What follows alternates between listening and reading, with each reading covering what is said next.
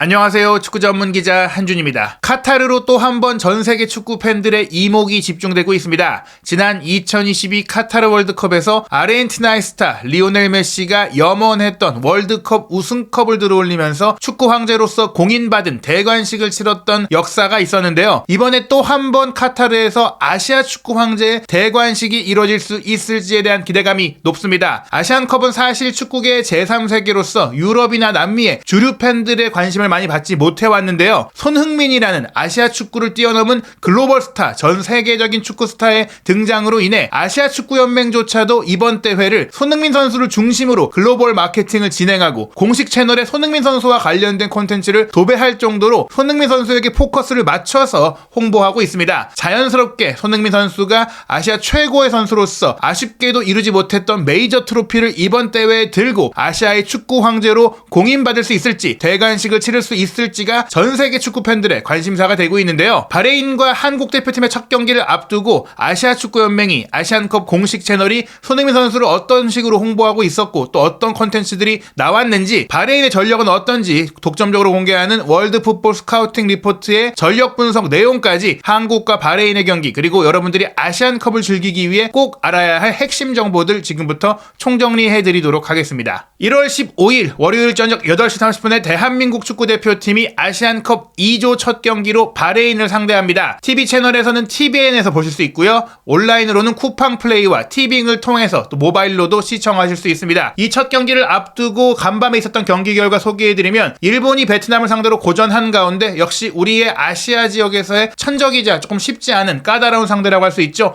이란이 역시 강세를 보였습니다. C조 첫 경기에서 팔레스타인을 상대로 4대1의 대승을 거뒀는데요. 슈팅수 12개 그리고 점유율 62%에 가까운 압도적인 경기력을 통해서 최근에 흔들렸다. 특히 카타르 월드컵을 앞두고 정세의 문제, 정치적인 문제와 내부 시위 문제 등으로 인해 꽤 많이 흔들렸었지만 이 모습에서 탈피하고 재정비해서 강력한 모습을 보였습니다. 파울루 벤투 감독이 선임된 아랍에미리트도 홍콩과의 경기 3대1 승리로 가볍게 제압하면서 이란과 아랍에미리트가 C조에서 가뿐하게 16강에 오를 것이다 라는 전망이 나오고 있는데요. 이번 대회 아직까지 이변이 없는 가운데 일본이 베트남을 상대로 4대2로 이겼는데 이 승리 과정이 쉽지 않았고 순탄치 않았기 때문에 이 경기가 가장 큰 화제가 되고 있습니다. 전반 11분에 일본이 미나미노의 선제골로 앞서갔지만 전반 16분 코너킥 상황에서 응우엔 딘박에게 동점골을 내줬고, 그리고 전반 33분에는 팜전 하이 선수에게 역전골까지 내주면서 뒤집혔거든요. 전반 45분에 미나미노가 한 골을 더 기록하며 동점을 만들었고, 전반 추가 시간 4분에 나카무라 케이토 선수가 손흥민 선수를 떠올리게 한다라는 일본 내 평가가 나왔던 오른발 가마차기 슈팅으로 역전, 그리고 경기 막판 85분에 후보의 패스를 받은 우에다 선수가 쐐기골을 기록하면서 일본이 이겼지만, 하지만 이 경기를 지켜보고 나서 유럽의 주요 스포츠 베팅 업체들은 일본의 우승 배당률을 조정했습니다. 일본이 압도적인 우승 후보로 꼽히고 있었는데 한국 대표팀의 우승 배당률이 이 경기 끝나고 나서 더 낮아졌어요. 그 얘기는 한국의 우승 확률을 더 높였다라는 것입니다. 한국의 우승 배당률이 5배, 6배 가까이가 나왔었는데 3배로 낮춘 것까지 있었기 때문에 일본이 여전히 2.5배대로 가장 우승이 유력한 팀으로 꼽히고는 있지만 이 경기를 통해서 한국이 충분히 우승할 수 있겠구나라는 전망들이 전 세계적으로 나오고 있는 것입니다. 게다가 한국의 우승은 어쩌면 전 세계 축구 팬들이 가장 보고 싶어하는 광경일 수도 있는데요. 아시아 최고의 축구 스타, 말씀드린 대로 아시아 선수로는 사실상 최초로 글로벌 축구 아이콘으로 떠오른 프리미어리그 리빙 레전드 손흥민 선수가 우승컵을 들 수 있을지에 포커스가 맞춰지고 있는데요. 카타르 아시안컵의 공식 채널, 아시아 축구 연맹의 공식 채널에서는 손흥민 선수를 중심으로 한 수많은 컨텐츠를 쏟아내고 있습니다. 대회 공식 포스터에 많은 아시아 스타들의 모습이 있긴 하지만 우승컵 위에 딱 자리 잡고 있는 손흥민 선수의 환호하는 모습, 손흥민 선수가 마치 우승컵을 들고 환호하는 것처럼 이 대회의 주인공으로 소개가 되고 있고요. 자연스럽게 대한민국 대표팀을 소개했던 컨텐츠에서도 스타맨은 환호하는 손흥민 선수의 모습입니다. 113회 A매치 출전에 40득점, 이 기록 역시 정말 쉽지 않은 역대급 기록, 많이 뛰면서 오래 뛰면서 꾸준한 활약을 했다라는 것들을 보여주는 부분들인데요. 보시는 대로 2조의 전력을 소개할 때 당연히 한국의 얼굴로, 그리고 2조 전체의 얼굴로 손흥민 선수의 얼굴이 나와 있죠. 손흥민 선수가 가장 크게, 가장 잘 보이게 소개되고 있고요. 또 대한민국과 말레이시아 두 팀 모두 별명이 호랑이인데 손흥민 선수가 역시 대표 선수로서 포스터를 차지하고 있고, 대회를 7일 앞둔 시점에 등번호 7번을 상징하는 선수들 중에서도 손흥민 선수가 정면에 가장 크게 메인 선수로 홍보되고 있습니다. 게다가 지난 아시안컵의 역대 명장면들을 소개하고 역대 최고의 선수, 역대 영웅을 소개하는 컨텐츠에서도 손흥민 선수의 모습이 빠지지 않았는데요. 특히 2015년 호주 대회 당시 우리 대표팀이 준우승을 차지했던 게 근래 들어 최고의 성적이었고 근래 들어 가장 멋진 경기력을 보여줬던 대회였는데 이때의 스타가 아직은 어렸던 손흥민 선수였어요. 당시 우즈베키스탄과의 8강전에 특히 팽팽했던 연장 접전 속에 연장전에만 멀티골을 터뜨렸던 손흥민 선수의 활약이 최고의 연장전 마법 같은 순간이었다고 소개하면서 손흥민 선수의 당시 멀티골을 영상으로 소개한 컨텐츠도 있었고요. 역대 아시안컵 히어로스 컨텐츠에서도 2015년 호주와의 결승전에서 손흥민 선수가 경기를 연장 승부까지 끌고 갔던 결정적인 동점골 장면, 그리고 역대 활약과 현재 토트넘에서 한솥밥을 먹고 있는 포스테코글루 감독이 준우승 이후 눈물을 흘리는 손흥민 선수를 위로하는 모습까지 손흥민 선수의 아시안컵 도전 스토리를 중심으로 히어로즈 컨텐츠를 구성하는 아시안컵에서 마치 손흥민 선수가 이번에는 우승을 도전해야 한다라는 것을 관전 포인트로 삼고 있을 정도로 크게 조명이 되고 있습니다. 게다가 손흥민 선수의 컨텐츠가 하루가 멀다시피 나오고 있는데요. 한국 대표팀의 이번 원정 유니폼이 디자인적으로 전 세계 팬들이 그냥 패션 아이템으로도 선호할 정도로 크게 인기를 누리고 있는데 손흥민 선수가 이 유니폼을 입고 셀러브레이션 하는 사진을 올리면서 이 유니폼에 점수를 매겨주세요라는 컨텐츠까지 올리면서 경기와 관계없이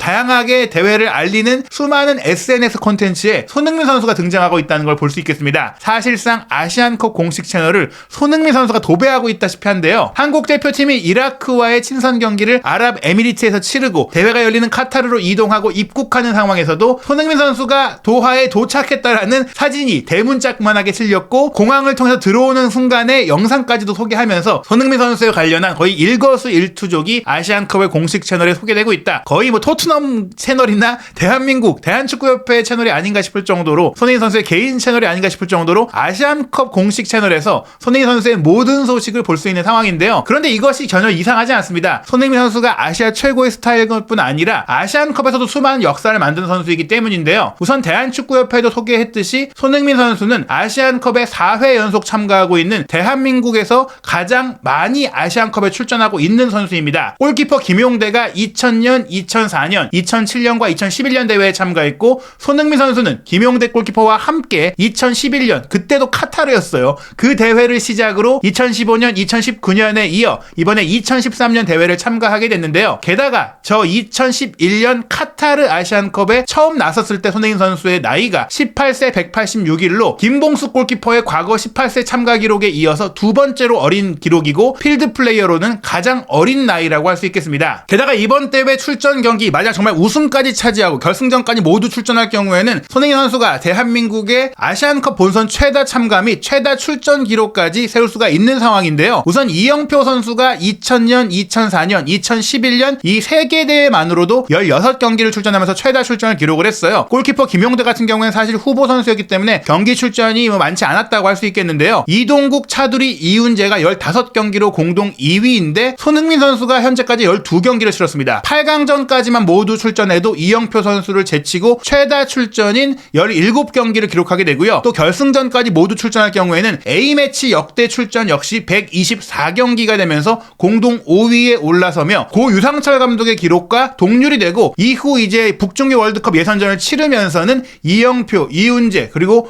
홍명보 차범근의 역대 1위 기록까지 넘어설 수 있는 한국 축구의 역사를 새로 쓸 수 있는 흐름이라고 볼 수 있겠습니다. 게다가 손흥민 선수는 2011년 박지성, 2015년 기성용 선수에 이어 지난 2019년과 이번 대회 한국 대표팀의 주장으로서 역대 한국 대표팀의 주장은 프리미어리그, 세계 최고의 리그 선수가 맞는다는 것을 보여주고 있는데요. 손흥민 선수 같은 경우에는 아시안컵에 처음 참가했을 때도 바로 골맛을 봤습니다. 18세 194일의 나이로 인도와의 당시 조별리그 경기에서 득점하면서 역대 한국 선수 아시안컵 최연소 득점까지 올렸습니다. 최연소, 최다, 최장 거의 모든 아시안컵에 관련된 기록을 쓰고 있는 손흥민 선수인데요. 하지만 정말 중요한 것은 역시 우승, 득점왕, MVP 같은 정점에 오르는 것이겠죠. 아시안컵 역사상 한국 선수가 MVP에 선정된 것은 1988년 김주성 선수밖에 없었고 그때도 우승하지 못했습니다. 또 한국 선수가 득점왕을 차지했던 것은 1960년 우리의 마지막 우승 당시 조윤옥 선수가 4골을 넣었었고요. 1980년 대회 최순호 선수 7골, 1988년 이태호 선수의 3골, 2000년 이동국 6골, 2011년 구자철 5골의 기록이 있는데 손흥민 선수가 이번에 최순호 선수의 최다 골 기록인 7골을 조금 도전하면서 또 지난 대회 알모에즈 알리가 기록한 9골, 한 대회 최다 골 기록까지 도전하면서 아시안컵의 통산 최다 골과 또 이번 대회 득점왕 수상, MVP, 우승까지 모두 노릴 수 있는 그런 흐름이 아니겠느냐, 그 정도의 선수가 아니겠느냐라는 생각이 드는데요. 2013 카타르 아시안컵의 상세 전력 분석을 담은 월드 풋볼 스카우팅 리포트 2023-2024에는 아시안컵의 이제 특별판이 소개되어 있는데, 여기서 이제 어떻게 전망했는지, 또 바레인의 전력과 한국 대표팀의 전력을 어떻게 분석했는지 독점적인 내용도 저희가 소개해드리고자 합니다. 보시는 대로 대한민국이 1956년과 1960년 4개 팀밖에 참가하지 않았던 초창기 1, 2회 대회만 우승했지, 그 뒤로는 이제 우승이 없거든요. 사실 이 대회를 한국 대표팀은 크게 신경 쓰진 않았습니다. 오히려 메달이 걸려있는 아시안 게임이라든지 올림픽을 더 신경 쓰다 보니까 아시안컵에는 뭐 실업 선수들을 내보냈던 시절도 있었어요. 하지만 1996년 들어서부터, 특히 1992년에 예선 탈락이라는 충격을 실업 선수들로 겪은 이후부터는 신경 쓰기 시작했는데요. 그러면서 2000년에 이동국 선수가 득점왕을 차지했을 때 4강에 올랐지만 3위로 대회를 마쳤고, 그 뒤 2007년에도 4강, 2011년에도 4강에 올랐고 3위를 차지했었죠. 그리고 2015년 대회 준우승이었고, 2019년 대회에 벤투 감독이 선임되었을 때죠. 아쉽게 이제 8강에서 개최국 카타르에 패배하면서 탈락했는데, 그런데 최근 기록들을 보면은 한국을 이긴 팀들이 다 우승을 했었습니다. 뭐 2011년에 일본에게 내줬던 우승도 그렇고, 또 2015년 호주에게 당한 결승전 패배도 그렇고, 2019년 8강 패배도 그렇고, 한국을 이긴 팀이 우승한다라는 흐름들이 있기 때문에 결국에는 한국이 어떤 결과가 나왔든지 좀 대회에서 가장 강한 팀에게만 패배해서 탈락했다, 이렇게 보실 수도 있는 상황이고요. 한국 대표팀의 스타로 월드 풋볼 스카우팅 리포트에서 지목한 선수는 역시 공격수 손흥민, 미드필더 이강인, 수비수 김민재, 아시아에서 월드 클래스라는 평가를 받는 모든 선수들이 포지션별로 한국에 다 있다라고 볼 수 있겠습니다. 손흥민 선수 같은 경우에는 아시아 선수 최초로 프리미어리그 100득점 50도움을 넘어섰고, 2021-2022 시즌에 아시아 선수 최초로는 유럽 5대 리그 득점왕이자 프리미어리그 득점왕을 차지한 그야말로 세계 최고의 공격수 중에 한 명이고요. 이강인 선수는 세계 최고의 팀 중에 하나인 파리 생제르맹이 낙점한 메시와 네이마르의 후계자인 플레이메이커입니다. 그리고 월드 클래스로 꼽히는 김민재 선수는 나폴리의 세리에A 우승을 이끌었고,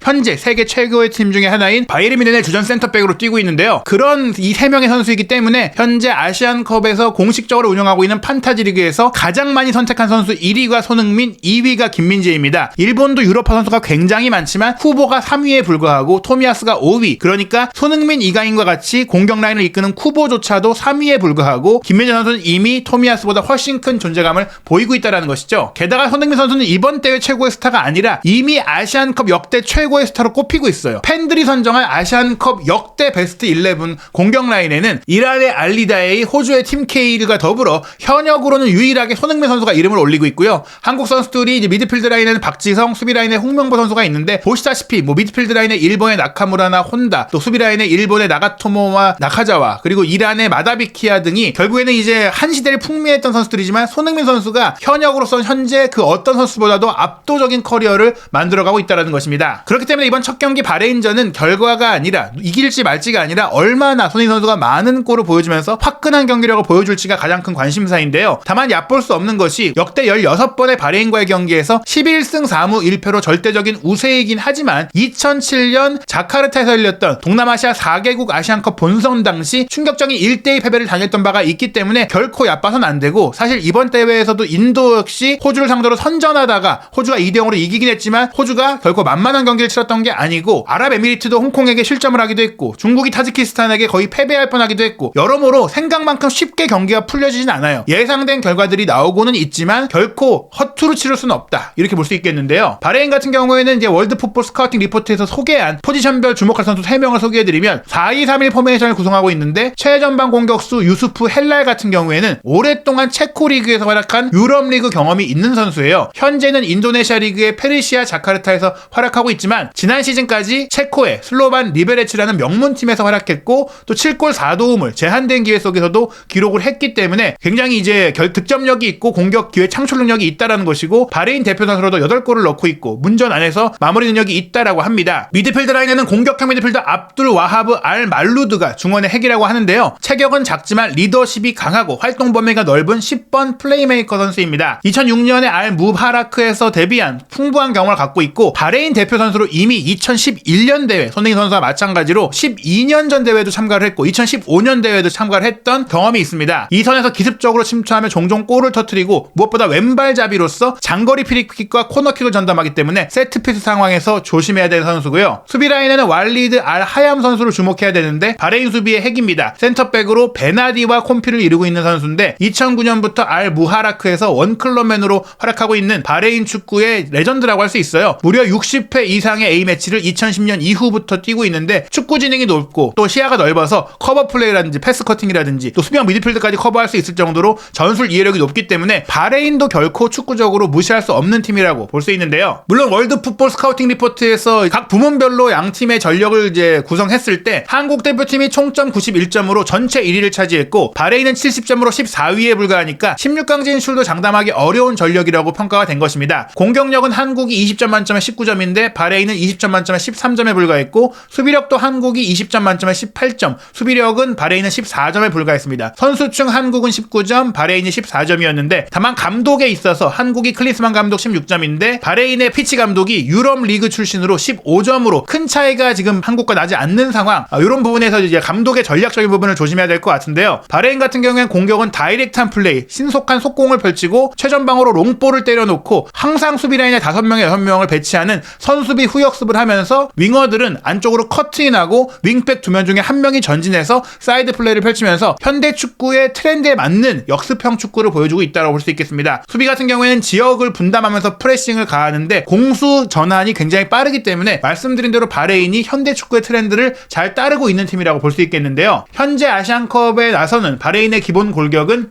2023년 1월에 열렸던 서아시아의 걸프컵 당시 만들어졌다고 합니다. 이 당시 바레인이 조별리그에서 아랍에미리트를 2대1로 꺾었고 쿠웨이트와 1대1 무승부를 거두기도 했었는데요. 스페인 출신의 후안 안토니오 피치 감독이 당시의 주축 멤버들을 이번 아시안컵에도 그대로 기용하면서 조직력을 유지할 거라고 합니다. 선수들의 평균 연령이 20대 후반으로 높은 편이지만 말씀드린 대로 경험이 풍부하다고 볼 수 있겠고요. 다만 지난 9월 A매치 당시에 국내 리그에서 두각을 나타낸 젊은 선수들도 포함시키면서 활동량을 좀 보강했다고 볼 수 있겠습니다. 피치 감독 같은 경우에는 이탈리아계이지만 부모님이 스페인 국적입니다. 아르헨티나에서 태어나서 아르헨티나의 로사리오 센트랄에서 프로 경력을 쌓다가 발렌시아, 바르셀로나 같은 스페인의 최고팀에서 공격수로 활약했기 때문에 스타 선수 출신 감독인데요. 2005년부터 감독이 됐고 18년 동안 무려 13팀을 지휘했는데 무엇보다 2016년에 칠레 대표팀을 맡아서 2016년 100주년 기념 코파 아메리카 센테나리오 대회를 우승했던 우승 경험이 있는 대륙컵을 들었던 감독입니다. 게다가 2017년부터 2년 동안 사우디 감독으로도 일했기 때문에 이미 아시아 축구를 잘 아는 감독이거든요. 말씀드린 대로 이미 칠레 리그에서도 리그 우승컵을 들었었고 칠레 대표팀에서도 코파 아메리카 우승을 했고 아르헨티나 리그에서 산 로렌스 우승까지 했기 때문에 큰 대회를 어떻게 소화해야 되는지 아는 감독이라는 점에 있어서 바레인은 감독을 무시할 수 없다. 즉 전략적으로 어떤 모습이 나올지 모른다라는 것인데 다만 바레인 같은 경우에는 아시안컵을 앞두고 치렀던 평가전에서 호주의 0대2 패배, 앙골라에게도 0대3 패배를 당하면서 최근에 A매치 3연패를 당하고 있거든요. 지난 월드컵 예선전에서도 아랍에미리트 벤투 감독의 팀에 0대2로 졌기 때문에 분명히 객관적인 전력에 있어서는 한국보다 크게 떨어진다고 볼 수 있겠습니다. 피치 감독은 경기마다 다양한 전술을 쓰고 있는데요. 기본 포메이션이 4-2-3-1로 꼽히긴 하지만 호주전에는 4-1-4-1을 썼고 아랍에미리트와의 월드컵 예선전 당시에는 3백으로 3-5-2를 가동하기도 했기 때문에 아마도 한국과의 경기는 그 어느 때보다 수비에 좀 중점을 둔 경기를 하지 않을까 싶은데요. 무엇보다 호주와의 경기에서 0대2로 지면서 4백으로서 수비에 대한 허점을 드러냈기 때문에 한국전은 3백을 쓸 가능성도 배제할 수 없습니다. 이번 대회에 나서는 바레인 선수단의 면면을 보면 말씀드린 대로 베테랑 선수들이 굉장히 많고 20대 후반 선수들로 주를 이루고 있는데 공격 라인에서 소개해드렸던 현재 다시 체코 리그로 간 헬랄 선수 같은 경우에는 A매치 96경기에 출전해 13골을 넣고 있고 또 미드필드 라인에 알 아스와드도 92경기, 알 마단 선수도 83경기 등 굉장히 많은 경기를 뛴 선수들이 있어요. 수비 라인에 알 하염 선수 같은 경우에는 센츄리 클럽에 가입한 선수고 주장인 골키퍼 자페르 역시 161경기를 뛰었기 때문에 이 선수들이 아시안컵에는 긴장 없이 뛸 거라고 볼 수 있겠습니다. 반면 우리 대표팀 같은 경우에는 황희찬, 이재성, 김진수 선수가 부상으로 결장하는 상황인데요. 그러다 보니까 공격 라인에는 조규성 선수를 최전방에 두고 손흥민 선수가 2선의 프리롤, 이강인 선수가 자신이 가장 선호하는 오른쪽에서 안쪽으로 들어오는 측면의 플레이메이커로 쓰면서 왼쪽에는 정우영 선수가 손흥민, 이강인 선수의 뒤를 커버해주고 3자의 움직임을 가져가는 형태로 경기할 것이 예상이 됩니다. 중앙 미드필드 라인은 황인범 선수가 조율을 맡고 박우영 선수가 높이가 있다 보니까 바레인의 역습을 차단하는 역할을 하면서 기점 패스를 뿌려줄 것 같고요. 수비 라인은 이라크와의 경기에 구성됐던 이기재, 김영권, 김민재, 서령우가 주전으로 나설 것 같은데 김민재, 정승현으로 센터백이 구성될 가능성도 배제할 수는 없습니다. 골문은 김승규 선수가 지킬 텐데요. 유럽의 주요 매체, 세계적인 매체들 모두 이번 경기는 한국의 압승을 예상하고 있습니다. 스포츠키다는 한국의 3대0 승리, 스포츠몰도 한국의 3대0 승리를 전망하고 있습니다. 세계적인 통계 매체 옵타에서 운영하고 있는 디 애널리스트 같은 경우에는 대한민국이 2조에서 1위를 차지할 가능성을 무려 67.3%로 높이 보고 있고 요르단이 13.2%, 바레인이 12.6%, 앞으로 즉 요르단과 바레인이 2위 경쟁을 할 것이다라고 예상하고 있고요. 조 3위까지 16강에 오를 수 있는 상황이기 때문에 요르단과 바레인 모두 16강 진출 가능성을 60% 이상으로 보고 있습니다. 한국 대표팀은 8강 가능성도 62%, 준결승 갈 가능성도 39.9%이고 결승 진출 24.9%, 우승 가능성은 14.3%인데요. 일본의 우승 가능성을 24.6%로 가장 높게 보고 있고 그 다음이 한국입니다. 한국에 대해서 디 애널리스트에서 소개한 내용은 여기 저희가 번역해서 올려드렸는데요. 일본과 마찬가지로 카타르 월드컵에 이어 카타르 아시안컵에 참가하는 한국 대표팀은 바이에른 수비수 김민재, 파리스타 이강인의 손흥민 선수 그리고 황희찬 선수 같은 프리미어리그에서 함께 22골을 합작한 선수들이 있다라고 하며 우승 가능성이 두 번째로 높은 팀이라고 했습니다. 다만 이제 클린스만 감독이 갖고 있는 조금 리스크에 대한 부분들이 있는데 최근에 클린스만 감독이 또 팀을 잘 운영해 왔기 때문에 기대감이 높은 상황이고요. 일본은 조 1위 가능성이 72.9%, 16강 97.2%로 뭐 16강은 무조건 올라간다. 8강 73%에 4강도 52%, 결승 진출이 36.7%로 한국의 우승 확률보다도 높게 나오고 있거든요. 하지만 앞서 말씀드린 대로 베트남과의 경기 이후 한국의 가능성이 점차 높아지고 있기 때문에 충분히 한국이 일본에 대한 이런 쏠린 전망을 깨지 않을 거라고 생각이 듭니다. 한국은 사우디아라비아와 더불어 결승전에 가장 많이 진출한 팀입니다. 다만 첫 두 대회 우승 이후에는 4차례가 이제 모두 준우승이었는데요. 사우디아라비아가 3번 우승, 3번 준우승을 했거든요. 이번에 일본이 통산 4회 우승을 기록하고 있는데 우리가 우승을 해서 일본이 5회 우승으로 치고 나가지 못하게 우리가 일단 3회 우승으로 이란, 사우디와 보조를 맞추면서 다음 대회 일본의 최다 우승 기록에 도전할 수 있는 발판을 마련했으면 좋겠고요. 말씀드린 대로 카타르에서 메시 선수가 축구 황제로서 대관식을 치렀는데 손흥민 선수가 2018-19 시즌 챔피언스리그 결승에 오르면서 박지성 선수 이후 아시아 선수로는 최고의 커리어를 만들어가고 있거든요. 아시안컵 우승을 통해서 카타르에서 아시아 축구 황제로서의 대관식도 하고 토트넘으로 돌아가서 유럽 무대에서도 메이저 트로피를 들어올리면서 화려한 전성시대를 열기를 응원하겠습니다. 한준TV와 함께 대한민국이 캡틴 손흥민과 함께 64년 만에 우승을 이룰 수 있을지 아시안컵의 모든 소식 한준TV에서 확인하시기 바랍니다.